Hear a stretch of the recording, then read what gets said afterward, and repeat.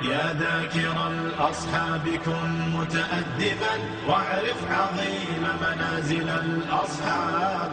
هم صفوة رفعوا بصحبة أحمد وبذاك قد خصوا من الوهاب. يا ذاكر الأصحاب كن متأدبا واعرف عظيم منازل الأصحاب.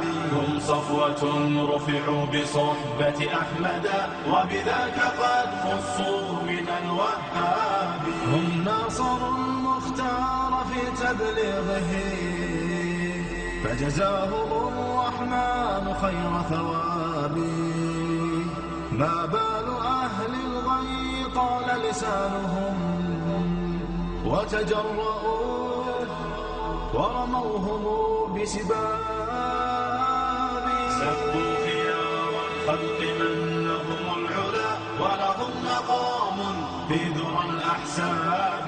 من قبل صرح أعوج عن حقده في سب شيخ متق أواب. يا ثاني الاثنين في الغار الذي شهدت له آيات خير كتاب.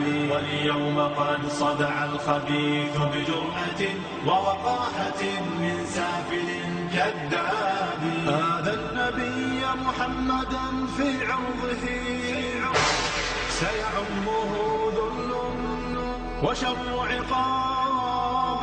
هذا النقية بنت خل المصطفى فليخزأن فسعيه كسراب.